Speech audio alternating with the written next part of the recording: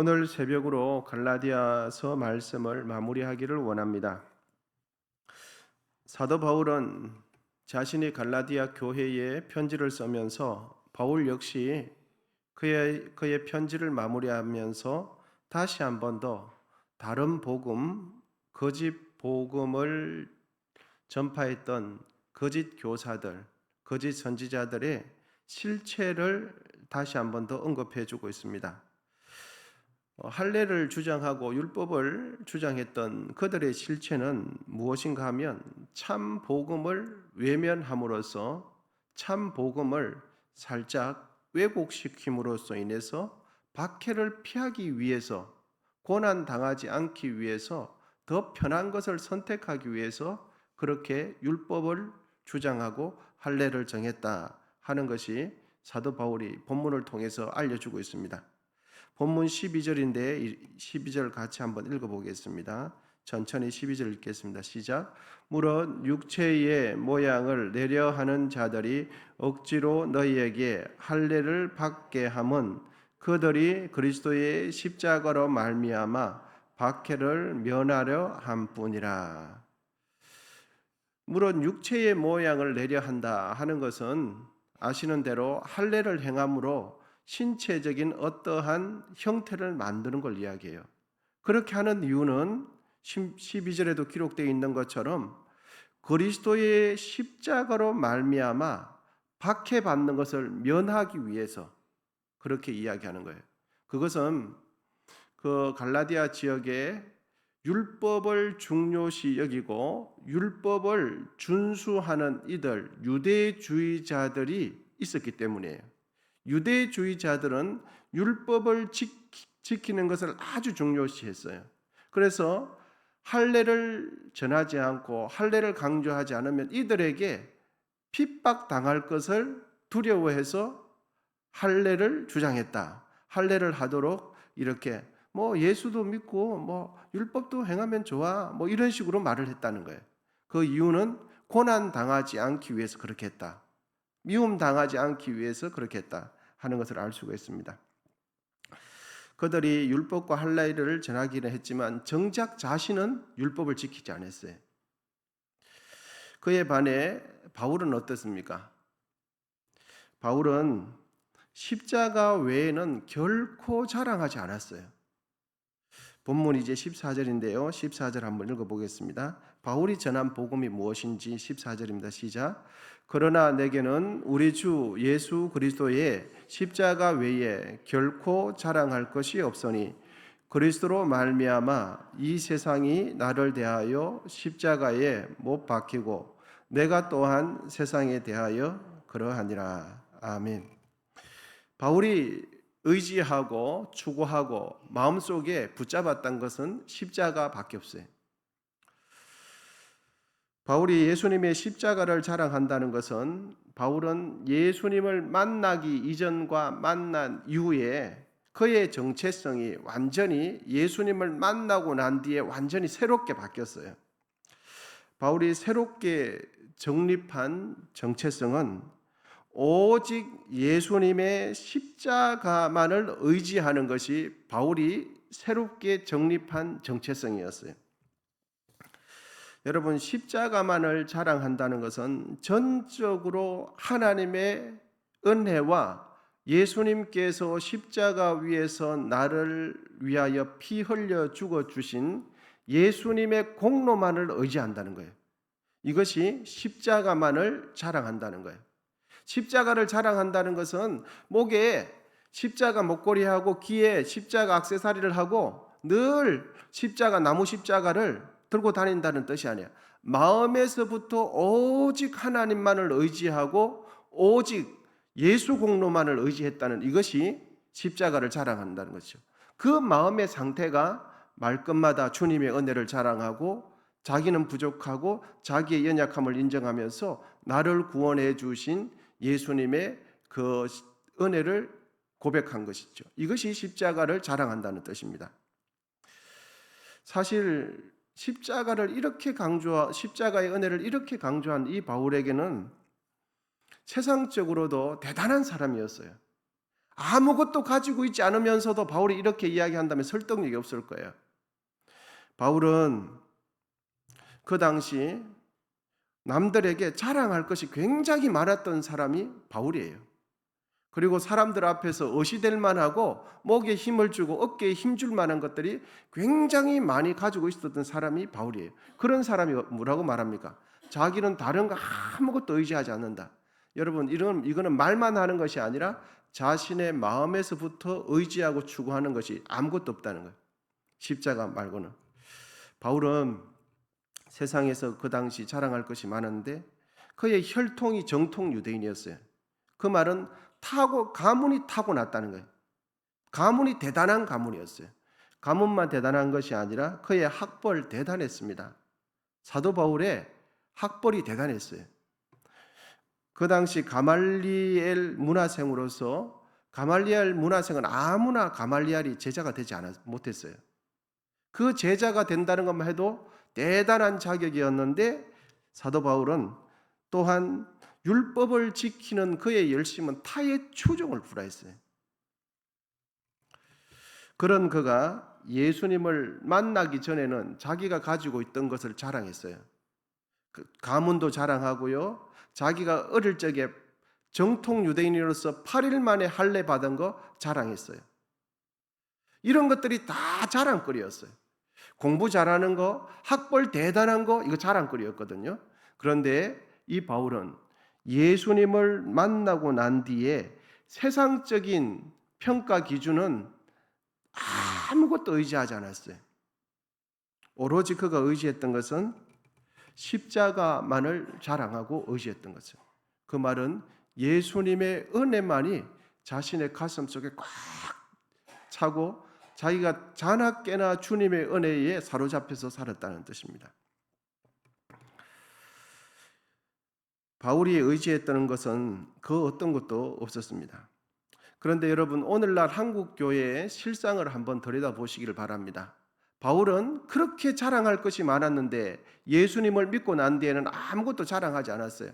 여러분, 겸손하려고 겸손한 척한 것이 아니라 마음에서부터 복음만이 자신의 생명이기 때문에 그것만이 자기에게 의미 있게 다가왔던 거죠. 그런데 한국 교회 실상을 보면 교회 내에도 여전히 학벌주의처럼 그런 것이 있죠.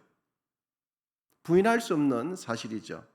그리고 교회 내에도 물질이 많이 가진 사람은 왠지 모르게 사람들이 신경 쓰는 것이 사실이에요.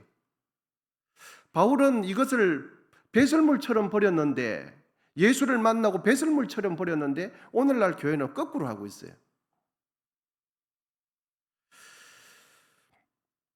그리고 집안의 내력을 굉장히 우리는 한국 교회는 그것이 복음 앞에서도 복음보다도 집안의 내력을 더 따져요. 복음보다도 학벌을 더 따진다니까요. 집안의 가문, 집안의 내력, 그것을 보면서 그 사람의 믿음을 평가하려고 그래요. 참 성경에서 많이 빗나갔죠. 사도 바울은 예수를 만나기 전에는 세상 것을 그렇게 붙잡다가 예수님 안에서는 새로운 정체성을 확립하고 난 뒤에는 자기가 그동안 세상적인 기준은 배설물처럼 버렸어요. 여러분, 새벽이지만 배설물을 아까워하는 사람이 있습니까? 배설물을 아까워하는 사람이 없어요. 배설할 때는 오히려 더 시원하게 느끼면서 그걸 아까워하는 사람이 없어요. 그런데 한국 교회는 바울이 배설물처럼 버렸던 것을 아까워하면서 그걸 붙잡고 의라고 생각해요. 부인할 수 없는 한국 교회의 현주소죠. 그 사람의 믿음과 행실은 보지 않고 그 사람의 직업을 먼저 봐요. 직업을. 그 사람의 직업이 뭔가 들어보고는 진짜 그 사람의 내면을 안 봐요. 그 사람 행실을 정확하게 보지를 못해요. 그 직업과 학벌과 그 사람이 가지고 있는 돈에 가려져서.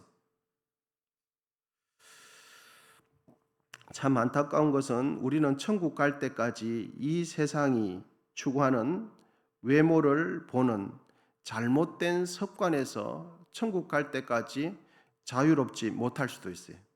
왜? 진짜 복음만을 의지하지 않으면, 평생 세상의 것을 붙잡으면서 복음과 세상 것 사이에서 갈팡질팡하면서 양다리 걸친 신앙생활을 할지도 모르겠습니다.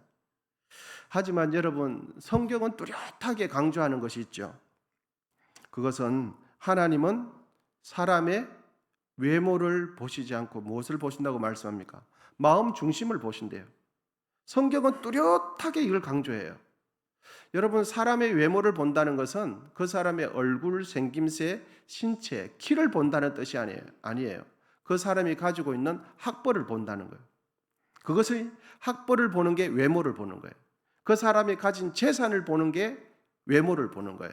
그 사람의 직업을 보고 사람을 판단하는 게 뭐를 보는 거예요? 성경이 말하는 외모를 보는 거예요.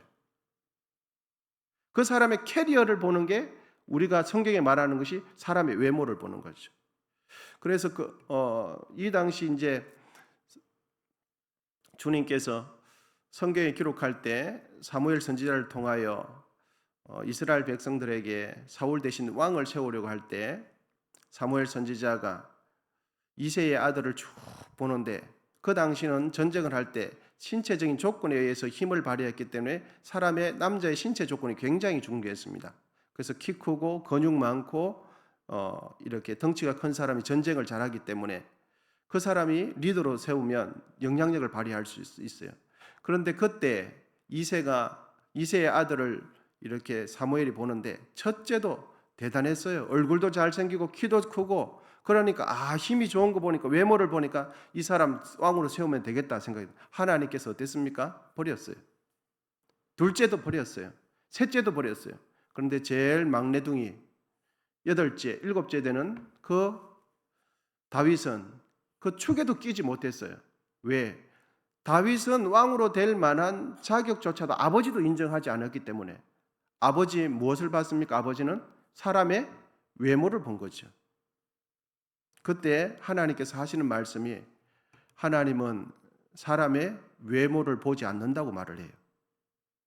다시 말씀드리면 이때 외모는 사람의 얼굴을 본다는 게 아니라 이 세상에서 추구하는 세상의 기준점을 보지 않는다는 말이에요. 그러므로 여러분, 우리는 끊임없이 사람의 외모를 보고 직업을 보고 그 사람이 가진 학벌을 보고 재산을 보고 판단하지 않으려고 하는 노력을 끊임없이 해야 돼요. 끊임없이. 왜냐하면 그것이 믿음으로 사는 것이기 때문에. 외모를 보지 않고 마음을 중심을 보려고 하나님 기준을 따라서 살아가려고 하는 노력 자체가 믿음으로 사는 삶이기 때문에 그렇죠. 여러분, 이제 본문 17절을 한번 읽어보겠습니다. 17절 시작. 이후로는 누구든지 나를 괴롭게 하지 말라. 내가 내 몸에 예수의 흔적을 지니고 있노라. 아멘. 이 17절에서 말하는 흔적은 당시 사회의 주인이 노예에 대한 자신의 소유권을 나타내기 위해서 주인의 등이나 어디 신체 쪽에 어깨 쪽에 낙인을 찍는 걸 이야기해요. 이걸 흔적이라 스티그마라고 말을 하죠. 따라서 바울은 자신의 몸에 예수의 흔적을 가졌다라는 것은 자신은 예수의 노예가 되고 예수님은 자신의 주인이 된다는 거죠. 바울은 복음 때문에 당하게 되는 고난과 핍박을 결코 회피하지 않고 예수님, 자신의 주인 되시는 예수님을 위해 살다가 죽을 고비를 여러 번 넘겼어요. 40에 한한 감한매를 5번이나 맞고 3번 돌을 맞아 죽을 뻔했어요. 바울이 그러한 삶을 살게 된 것은 바로 이 세상의 외적인 율법과 할례를 부인하고 오직 십자가의 복음, 하나님의 은혜만을 전했기 때문이에요. 이것이 바로 바울의 몸에 있었던 예수의 흔적입니다. 여러분, 우리 깊이 생각하십시다. 십자가 때문에 고난당하는 희생, 십자가 때문에 핍박받는 어려움이 없으면 십자가 때문에 누리는 기쁨도 없습니다. 십자가 때문에 당하는 헌신이 없으면 십자가 때문에 누리는 영광도 부활도 없어요. 예수님 때문에 당하는 고난이 있을 때 그 고난이 하나님 나라 가게 되면 영광이 되는 겁니다. 우리의 인생과 신앙에 있어서 정말 중요한 것은 여러분 외적인 절차와 형식을 지키는 것이 아니라 나의 온 마음과 정신을 다해서 주님을 의지해야 돼. 주님을 의지하고 사랑해야 됩니다. 복음을 전적으로 의지하는 그 믿음이, 주님을 의지하는 믿음이 우리를 구원해요. 그러므로 예수님 안에 있는 새로운 정체성을 확립하고 새로운 삶을 살아야 합니다. 그것이 예수 믿는 사람의 모습이에요. 교회만 다니는 것이 예수 믿는 것이 아니라 예수 믿으면 새로운 삶을 살아야 돼요. 예수 안에서 새로운 나의 인생관을 정립하고 그 인생관을 따라서 예수 안에서 나의 비전을 설정하고 그 삶을 살아가는 것이 예수 믿는 거예요. 나의 목숨과 나의 뜻과 힘과 정신을 다해서 주님을 의지하시기를 축복합니다. 힘을 다해서 주님을 사랑하십시오. 왜냐하면 예수님만이 유일한 진리요, 예수님을 통해서만 영생의 구원을 얻을 수 있습니다. 다른 어떤 것으로도 우리를 하나님 앞에서 의롭다고 해줄 수 있는 것이 없어요. 재물도 건강도 학벌도 어떤 것도 우리를 하나님 앞에서 조금이라도 의롭게 하는데 도움이 아무것도 안 돼요. 오직 예수 그리스도, 예수의 피밖에 없습니다. 그러므로 무엇을 먹든지 마시든지 무엇을 하시든지 하나님의 영광을 위해서 하시기를 축복합니다. 이것이 복음이에요. 그래서 사도 바울은 이제 갈라디아서 말씀을 마치면서 다른 복음, 거짓 복음을 전했던 그들은 왜 거짓 복음을 전했는지 알려줘요. 고난 당하지 않기 위해서, 핍박 당하지 않기 위한 이유 때문에 그렇게 했다. 그럼에도 불구하고 사도 바울은 왜 핍박을 당했느냐? 십자가만을 전했기 때문에. 십자가는 인간의 의는 죄로고 예수님의 의는 100%라는 말씀이에요. 그래서 인본주의적인 자기 의를 드러내려고 하는 사람들은 그 말이 귀에 거슬리거든요. 그러니까 육체를 가진 사람이 성령을 가진 사람을 핍박해요. 그것이 5장에 있는 내용입니다. 여러분, 우리 모두 복음만을 의지하시기를 축복합니다. 십자가만을 붙드시기를 바랍니다. 그리고 그러한 삶을 살도록 최선을 다해서 노력하셔야 돼요. 그리고 몸부림치면서 그 삶을 선택하셔야 돼요. 그것이 믿음에 의한 삶이고 예수 믿는 거예요. 그런 하루 되시기를 축복합니다. 기도하겠습니다.